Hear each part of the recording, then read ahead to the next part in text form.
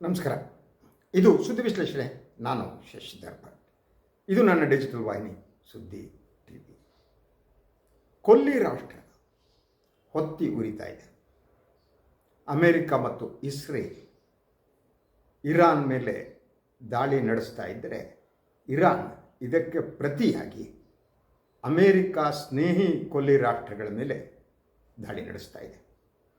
ಜನ ಸಾಯ್ತಿದ್ದಾರೆ. ಇಡೀ ಈ ಯುದ್ಧ ಎತ್ತ ಸಾಗುತ್ತೆ ಅನ್ನೋದು ಹೇಳೋದು ಕಷ್ಟ. ಅದರ ಜೊತೆಗೆ ಇದು ಭಾರತದ ಮೇಲೆ ಯಾವ ರೀತಿಯ ಪರಿಣಾಮ ಬೀರುತ್ತೆ ಅನ್ನುವ ಪ್ರಶ್ನೆಯೂ ಇದೆ. ಯುದ್ಧದ ಬಗ್ಗೆ ಮಾತನಾಡೋಣ.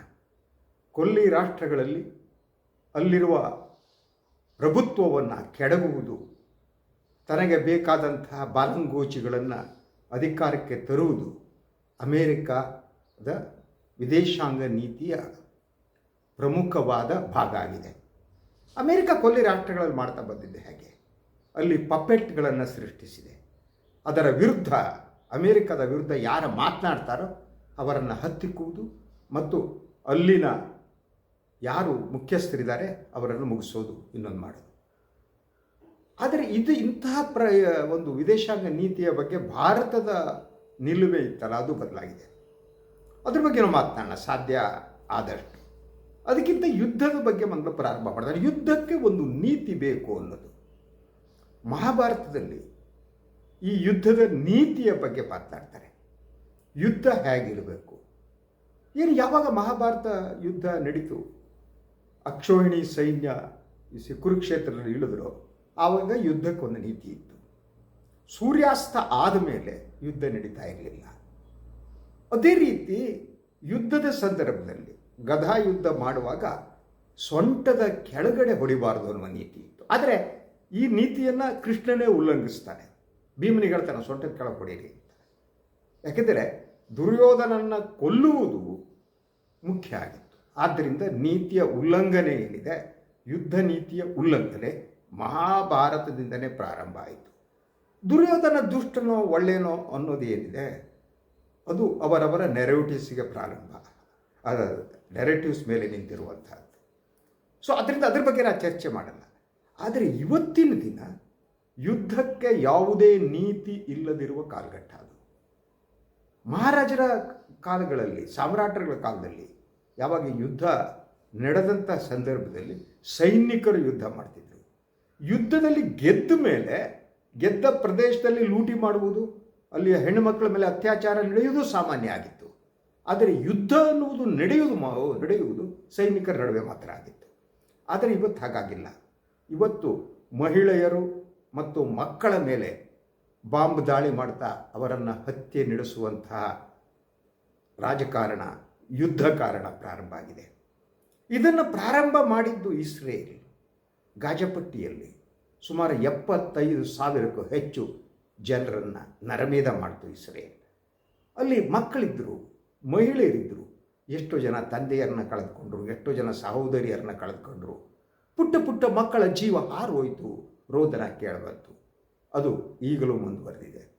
ಅಮೇರಿಕ ಮತ್ತು ಇಸ್ರೇಲ್ ಸೇರಿ ಇರಾನ್ ಮೇಲೆ ದಾಳಿ, ಒಂದು ಶಿಕ್ಷಣ ಸಂಸ್ಥೆ, ಶಾಲೆಗಳ ಮೇಲೆ ದಾಳಿ ಮಾಡಿದ್ದು. ಮಕ್ಕಳುಗಳ ಆ ಒಂದು ಹೆಣ ನೋಡಿದಾಗ ದುಃಖ ಆಗುತ್ತೆ. ಆದರೆ ಕ್ರೌರ್ಯ ಎಷ್ಟಿದೆ ಅಂದರೆ ಇದನ್ನು ಎಂಜಾಯ್ ಮಾಡುವ ಸ್ಥಿತಿ ನಿರ್ಮಾಣ ಆಗಿದೆ. ಯುದ್ಧದಲ್ಲಿ ಸಾಯುತ್ತಿರುವ ಇನ್ನೊಬ್ಬರು ಅನ್ಯಧರ್ಮೀಯರು ಅಂದ ತಕ್ಷಣ ಸಂತೋಷದಿಂದ ಕುಣಿದಾಡುವ ಮನಸ್ಸುಗಳೇನಿವೆಯಲ್ಲ ಅವು ಆಳ್ತಾ ಇವೆ. ಹಿಂಸೆಯನ್ನು ಅನುಭವಿಸುವ, ಹಿಂಸೆಯಿಂದ ಸಂತೋಷ ಪಡುವ,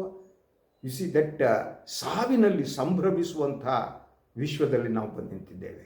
ಅಮೇರಿಕಾವನ್ನು ಪ್ರಶ್ನಿಸುವ ಶಕ್ತಿ ಕೂಡ ಯಾರಿಗೂ ಉಳಿದಂತೆ ಕಾಣ್ತಾ ಇಲ್ಲ. ಅಮೇರಿಕಕ್ಕೆ ಸಂಪೂರ್ಣವಾಗಿ ಭಾರತ ತಲೆಬಾಗಿದೆ. ಮೋದಿ ಪ್ರಭುತ್ವ ಮಾತೇ ಆಡಲ್ಲ.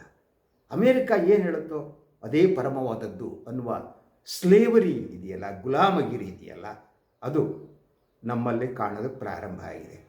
ಯಾವತ್ತೂ ಕೂಡ ಭಾರತದಲ್ಲಿ ಯಾವ ಪ್ರಧಾನಿಯೂ ಕೂಡ ಈ ರೀತಿ ತಲೆಬಾಗಿರಲಿಲ್ಲ.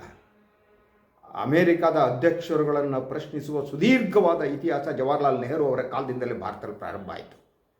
ಇಂದಿರಾ ಗಾಂಧಿ, ರಾಜೀವ್ ಗಾಂಧಿ, ಈವನ್ ವಾಜಪೇಯಿ ಕೂಡ ಈ ರೀತಿ ಸರೆಂಡರ್ ಆಗಿರಲಿಲ್ಲ. ಆ ಕಾರಣಕ್ಕೆ ಮೋದಿಯವರಿಗೆ ನರೇಂದ್ರ ಸರೆಂಡರ್ ಅನ್ನೋ ಸ್ಥಿತಿ ನಿರ್ಮಾಣ ಆಗಿದೆ ಇವತ್ತು. ಸಂಪೂರ್ಣವಾಗಿ ಶರಣಾಗತರಾಗಿದ್ದಾರೆ. ಯಾಕೆ ಗೊತ್ತಿಲ್ಲ. ಮೋದಿಜಿಯವರಿಗೆ ಭಯವ, ಆತಂಕವಾಗೋದಿಲ್ಲ, ಅಥವಾ ಒಳಗಡೆ ಅವರಿಗಿರುವ ಮನಸ್ಥಿತಿ ಇದೆಯಲ್ಲ, ಅದು ಯಾವುದೋ ಒಂದು ಧರ್ಮದವರನ್ನು ಮುಗಿಸ್ತಿದ್ದಾರೆ ಅನ್ನುವ ಕಾರಣಕ್ಕಾಗಿ ಸಂತೋಷ ಪಡುವ ಸ್ಥಿತಿಯಲ್ಲಿ ಅವರಿದ್ದಾರೆ. ನನಗೆ ಗೊತ್ತಿಲ್ಲ. ಆ ಸ್ಥಿತಿ ನಿರ್ಮಾಣ ಆಗಿದೆ. ಭಾರತದ ವಿದೇಶಾಂಗ ನೀತಿ ಸಂಪೂರ್ಣವಾಗಿ ನೆಲ ಕಚ್ಚಿದೆ ಅಂತ ಭಾರತದ ಬಗ್ಗೆ ತೀರ್ಮಾನ ತೆಗೆದುಕೊಂಡು ಟ್ರಂಪ್ ಆಗಿದ್ದಾರೆ. ಈಗ ಯುದ್ಧ ನಿಲ್ಲಿಸಿ, ನಾನು ಯುದ್ಧ ನಿಲ್ಲಿಸಿ ಅದರ ಏನು ಅರ್ಥ? ನಾನು ಡಿಕ್ಟೇಟ್ ಮಾಡಿದೆ. ಹಾಗೇನೆ ನೀವು ಟ್ರೇಡ್ ಡೀಲ್ಗಳಿಗೆ ಬಂದಾಗ ನೀವಿಲ್ಲಂತ ಈ ದೇಶದಿಂದ ತೈಲವನ್ನು ಖರೀದಿ ಮಾಡಿಕೊಡೋದು, ತೈಲವನ್ನು ಇಲ್ಲಿ ತಗೋಬೇಕು, ಆಯಿತು ಜಿ ಹುಜೂರು ಅಂದರೆ ಭಾರತ ರಾಜಕಾರಣ ಜಿ ಹುಜೂರಿಗೆ ಬಂದು ತಲುಪಿದೆಯಾ? ಯಾಕೆ ಟ್ರಂಪನ್ನು ಎದುರಿಸಲಿಲ್ಲ? ಈ ಪ್ರಶ್ನೆ ಇದೆ. ಇನ್ನು ಗಲ್ಫ್ ಯುದ್ಧದ ಬಗ್ಗೆ ನೋಡಿ, ಅಮೇರಿಕ ಇರಾಕನ್ನು ಮುಗಿಸ್ತು. ಸದ್ದಾಂ ಹುಸೇನ್ ಯಾವ ರೀತಿಯ ವ್ಯಕ್ತಿನೇ ಆಗಿಲ್ಲ, ಪ್ರಭುತ್ವವನ್ನು ಕೆಡಗಿದ ಮೇಲೆ ಇರಾನ್ ಸ್ಥಿತಿ ಇರಾಕ್ ಸ್ಥಿತಿ ಏನಾಗಿದೆ ನೋಡಿ. ಇರಾಕ್ನಲ್ಲಿ ಸದ್ದಾಂ ಹುಸೇನ್ ಅಲ್ಲಿ ಪೂರ್ಣ ಇದು ಅಮೇರಿಕ ಕಾರಣ. ಸಿರಿಯಾದಲ್ಲಿ ಏನಾಗಿದೆ ನೋಡಿ. ಅಮೇರಿಕ ಹೇಗೆ ಅಲ್ಲಿಯ ರಾಜಕಾರಣದಲ್ಲಿ ಸ್ವಾರ್ಥಕ್ಕಾಗಿ, ತೈಲಕ್ಕಾಗಿ ಒಂದೊಂದು ದೇಶದ ಪ್ರಭುತ್ವವನ್ನೇ ಮುಗಿಸ್ತಾ ಬಂದು ತಮ್ಮ ಅಡಿಯಾಳುಗಳನ್ನು ಸೃಷ್ಟಿಸ್ತಾ ಇದೆ.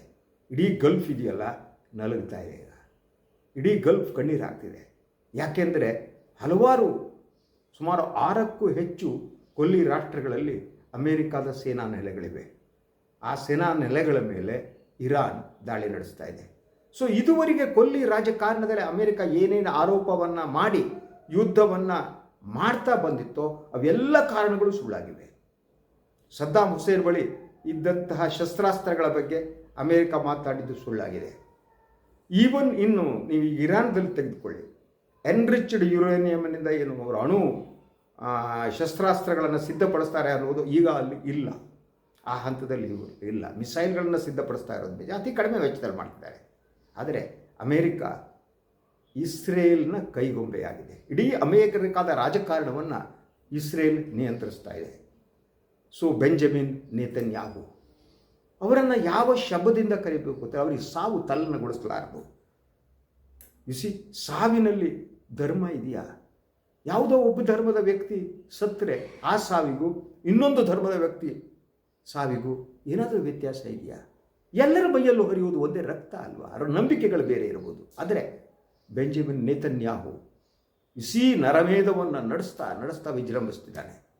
ಆದರೆ ನಮ್ಮ ದೇಶದಲ್ಲಿ ಕೂಡ ನೀವು ಇಸ್ರೇಲನ್ನು ಖಂಡಿಸುವ ಸ್ಥಿತಿ ಇಲ್ಲ. ಇಲ್ಲಿ ಆ ರೀತಿಯ ರಾಜಕೀಯ ವಾತಾವರಣವನ್ನು ಸೃಷ್ಟಿಸಲಾಗಿದೆ. ನರಮೇಧವನ್ನು ಕಡಿಸುವ ಸ್ಥಿತಿ ಇಲ್ಲ. ಅಂತಹ ಒಂದು ನೆರೇಟಿವ್ಸನ್ನು ಬಿಲ್ಡ್ ಮಾಡಲಾಗಿದೆ. ಸೊ ಇಡೀ ಇಸ್ರೇಲ್ ಅನ್ನುವುದು ಇದೆಯಲ್ಲ, ಅದು ನಡೆಯುವ ದಾರಿ ಅದು ಅತ್ಯುತ್ತಮವಾದ ದಾರಿ ಅನ್ನುವ ವಾತಾವರಣವನ್ನು ರಾಜಕೀಯ ಪಕ್ಷ ಎಸ್ಪೆಷಲಿ BJP ಸಂಘ ಪರಿವಾರದವರು ನಿರ್ಮಿಸಿದ್ದಾರೆ. ಇದು ನಿಜವಾದ ಅಪಾಯ. ಈ ಯುದ್ಧದ ಪರಿಣಾಮ ಏನು ಅನ್ನೋದಕ್ಕೆ ಗೊತ್ತಾಗೋದಕ್ಕೆ ಪ್ರಾರಂಭ ಆಗಿದೆ. ಭಾರತದಲ್ಲಿ ಏನು LPG ಬೆಲೆ ಇದೆಯಲ್ಲ, ಅದು ಈಗ 60 ರೂಪಾಯಿ ವ್ಯತ್ಯಾಸ ಆಗಿದೆ. ಸುಮಾರು 40 ದಿನಗಳಿಗೆ ಆಗುವಷ್ಟು ತೈಲ ಭಾರತದಲ್ಲಿ ಇದೆ ನಿಜ. ಆದರೆ ಈ ಯುದ್ಧ ಎಲ್ಲಿವರೆಗೆ ಹೋಗುತ್ತೆ? ಒಂದು ರೀತಿಯಲ್ಲಿ ಇರಾನ್ನಲ್ಲಿರುವ ಈ ಪ್ರಭುತ್ವ ಇದೆಯಲ್ಲ, ಅವರು ಆತ್ಮಾಹುತಿಗೂ ಸಿದ್ಧರಾದಂಥ ಕಾಣ್ತಾ ಇದೆ.